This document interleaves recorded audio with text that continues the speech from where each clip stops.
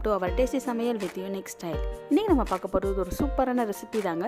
அந்த ரெசிபியை பார்க்குறதுக்கு முன்னாடி மறந்துடாமல் நம்ம சேனலை சப்ஸ்கிரைப் பண்ணிக்கோங்க, கூட இருக்கிற பெல் ஐக்கானையும் கிளிக் பண்ணிக்கோங்க. இப்போ நம்ம பார்க்க போகிற ரெசிபி என்னென்னா சிக்கன் கோலா. இந்த கோலா செம்ம டேஸ்ட்டாக இருக்குங்க, கண்டிப்பாக ட்ரை பண்ணி பாருங்கள். வாங்க நம்ம வீடியோக்குள்ளே போகலாம். ஒரு பேனில் 1 டேபிள் ஸ்பூன் ஆயில் விட்டுக்கோங்க, 2 டேபிள் ஸ்பூன் பட்டர் போட்டுக்கோங்க. சிக்கன் நல்லா கொத்துக்கறி மாதிரி நல்லா கொத்தி எடுத்துக்கோங்க. இல்லை அப்படின்னா சிக்கனை வாங்கி மிக்ஸி ஜாரில் கிரைண்ட் பண்ணி எடுத்துக்கோங்க.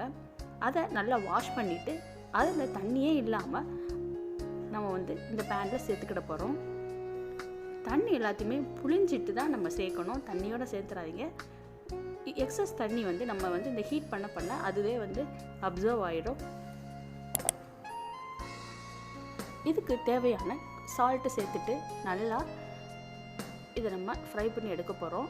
அந்த தண்ணி எல்லாமே வத்துற அளவுக்கு நம்ம இந்த இதை குக் பண்ண போகிறோம். இந்த சிக்கன் வேகிறதுக்கு மூடி போட்டு நம்ம வேக வைங்க. ஒரு மிக்ஸி ஜாரில் பொட்டுக்கடலை எடுத்துக்கோங்க, அது ஒரு கைப்பிடி எடுத்து அதை நல்லா பவுடராக எடுத்து வச்சுக்கோங்க. அதே ஜாரில் ஒரு 2 டேபிள் ஸ்பூன் பெருஞ்சீரகம் சோம்பு ஆட் பண்ணிக்கோங்க. அது கூடவே 1 டேபிள் ஸ்பூன் ஜீரகம் ஆட் பண்ணிக்கோங்க. 1 டேபிள் ஸ்பூன் மிளகு, ஒரு துண்டு பட்டை, கிராம்பு ஒரு 2 கிராம்பு சேர்த்து நல்லா பவுடராக அரைச்சிக்கோங்க. அதுக்குள்ளேயுமே நம்ம சிக்கனில் தண்ணி இல்லாமல் வந்துருச்சான்னு செக் பண்ணி பார்த்துருவோம். இப்போ நம்ம பவுடரை அரைச்சதோட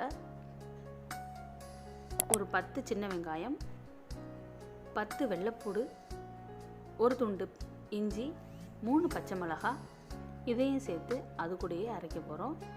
அரைச்சி ஒரு சுற்றுனதுக்கப்புறம் பல்லாரி வெங்காயத்தை ஒரு சின்ன வெங்காயமாக ஆட் பண்ணிக்கோங்க. அது கூடவே ஒரு கைப்பிடி அளவு தேங்காய் பூ ஆட் பண்ணிக்கோங்க. அதையும் மிக்ஸி ஜாரில் ஒரு சுற்றி எடுத்துடுங்க. ரொம்பவும் நைஸாக அரைக்கணும்னு அவசியம் இல்லை.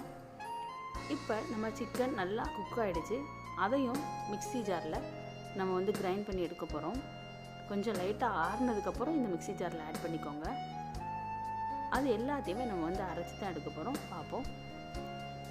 இப்போ எல்லாத்தையுமே சிக்கன் எல்லாமே எடுத்து பண்ணியாச்சு.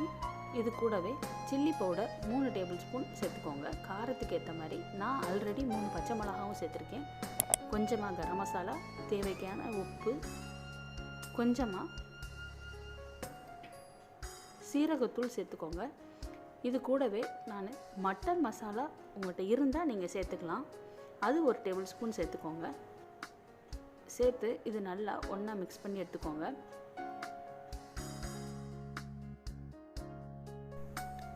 இது எல்லாத்தையும் ஈவனாக மிக்ஸ் பண்ணதுக்கப்புறம் நம்ம பவுடர் பண்ணி வச்சுருக்கிற பொட்டுக்கடலை மாவை கொஞ்சம் கொஞ்சமாக சேர்த்துக்கிட போகிறோம். நமக்கு பால்ஸ் மாதிரி வர்ற அளவுக்கு நீங்கள் இதை நல்லா மிக்ஸ் பண்ணி எடுத்துக்கணும். இதை நம்ம கையில் பிணையும் போதே நமக்கு அந்த பால் ஷேப்புக்குள்ளது வந்துடும்.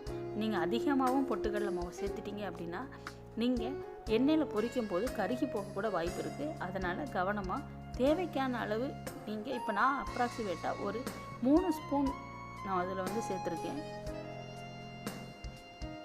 இதை சேர்த்து நல்லா மிக்ஸ் பண்ணிவிட்டு அது கூடவே நல்லா கட் பண்ணி வச்சுருக்கிற மல்லி செடியை இதில் ஆட் பண்ணிக்கிறேன்.